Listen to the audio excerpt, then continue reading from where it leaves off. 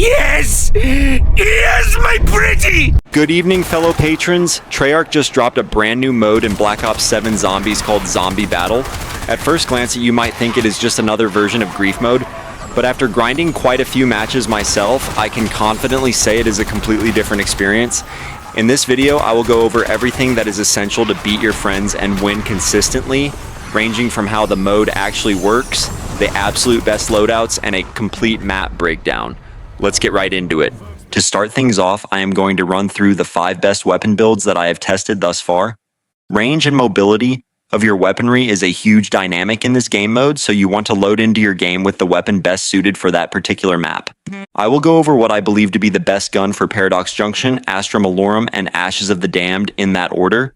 Starting with Paradox Junction, this is by far the easiest out of the 3 maps to secure a victory, but it is also the most chaotic of the 3 maps as well. DPS and kill speed is what you need to prioritize in this map. I always load in with this build of the SG-12. I have called this gun the greatest non-wonder weapon in Call of Duty Zombies history in my previous video if you want the full showcase. It obliterates everything in its path and is extremely mobile. This build of the Coda 9 works wonders because it is on the wall in Paradox and Ashes of the Damned. The prestige attachment significantly increases the gun's handling, and the damage drop-off isn't that crucial since the majority of your matches don't go past round 10. Snipe this gun off the wall the second it turns to blue rarity. The Zombies community, including myself, have been sleeping on the RK9. This gun is a demon in close quarter combat. The critical damage is exceptional and the damage range fall off is very minimal compared to most weapons. This is the best gun to use when loading into Astra Malorum without question. Due to the size of Ashes of the Damned, it's best to load in with an AR. The new MK35 is essentially the M15 on steroids. It's such a smooth firing gun with great handling. The Voyak is cut from the same cloth and hits like a truck. Pair either one of these with the Coda 9 wall buy and you're golden. First things first, how does this mode actually play out? The game supports 2 to 4 players and everyone drops into the starting area of the selected map. Here's the twist.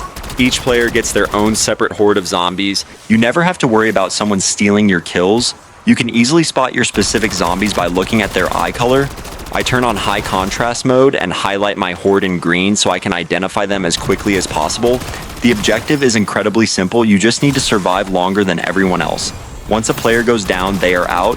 The last player standing takes the crown. But the mechanic that makes this mode insanely chaotic is the health decay system. If your zombies stay alive for too long, they begin draining your health over time. Since there is no health regeneration, you can drop extremely fast. You constantly have to kill your zombies or the game will punish you severely. Unlike Grief Mode, you cannot melee, stun, or trap other players. It is purely a test of survival. But want to know a sneaky trick? If you pop an Ether Shroud, your zombies will start attacking the other players. You can absolutely use that to overrun your opponents. Also, Gobblegums are completely disabled here, which keeps things fair and balanced. One quick tip for my solo players out there, make sure you have squad fill turned on. Otherwise, the game will not match you with other players, and you will be staring at an empty lobby screen. What is the best way to secure a win? Your starting loadout should absolutely include stims and the combat axe. Use melee for the first 6 rounds to maximize your essence gain. The main key to victory is acquiring more firepower than your opponents. You need to be smart with how you use your points, especially in Ashes of the Damned. Melee kills give you more essence than ranged weaponry. Spinning the box is a big gamble in this game mode. You are not guaranteed a quality gun, and it distracts you from the main objective, which should be killing zombies as fast as you can. I only spam it on Astra because there really is not many items to spend your essence in this map. You need to be more conservative with how you spend your essence in Paradox and Ashes because you are able to purchase more items to improve your chance of winning. Waiting for wall buys to turn blue is a much better way to secure firepower superiority, in my opinion. Let's talk about the maps, because they all play very differently. Starting with Paradox Junction, this is in my opinion the easiest out of 3 maps. You have the opportunity to buy 2 perks and an arsenal machine at your disposal. This map is extremely tight and chaotic, which is why I recommend loading in with SG-12 so you can clear whatever is in front of you as quickly as possible. Deploy a thermo grenade in between the 2 buses at later rounds to quickly clear your horde. The perk setup here is totally RNG. You can always grab Quick Revive, but the second perk rotates between Juggernog, PhD Flopper, and Death Perception. Juggernog is the best. but you cannot rely on it spawning every game, and if you want to survive here, try climbing on top of the vehicles to buy extra time and hopping between the two buses. Constantly mantling obstacles is a major key to finding success in this map.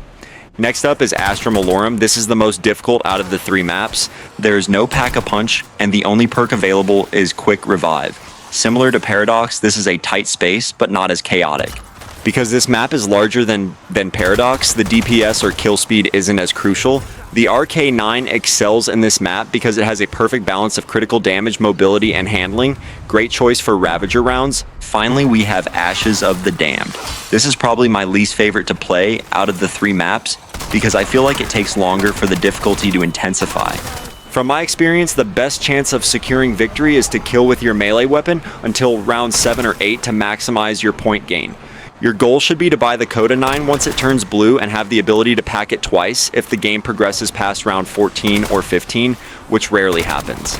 Round 9 and 10 are somewhat of a grind if the Coda is reluctant to turn blue. The zombies are faster with more health, and it can get chaotic if you aren't careful. I like to stay in the area where the vending machine is and spam the combat axe during this gap period. Most people seem to stay away from this area from my experience, so there is plenty of training room. Try to save your shroud charges for Xursa rounds and use it when you see your opponent struggling. This is the one area in this game mode where I haven't found a consistent way to successfully reign in the chaos of these elite rounds. It's much easier said than done, but you need to focus solely on killing your horde and not the Xursas that are chasing you. The health drain will kill you much faster than the annoying bear. Overall, I am super impressed with this game mode. The only minor complaint I have is that I feel like RNG plays too much of a factor in the outcome of deciding who wins matches. People are bound to get higher rarity weapons or even wonder weapons if they get lucky at the box. A monkey bomb or Casimir drop in the later rounds can be the difference between winning and losing.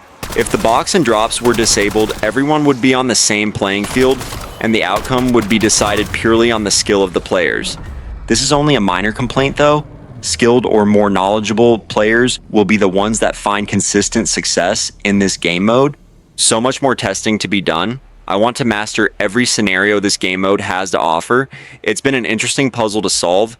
Please subscribe to the channel for updated strategies and more zombies content. JJet out.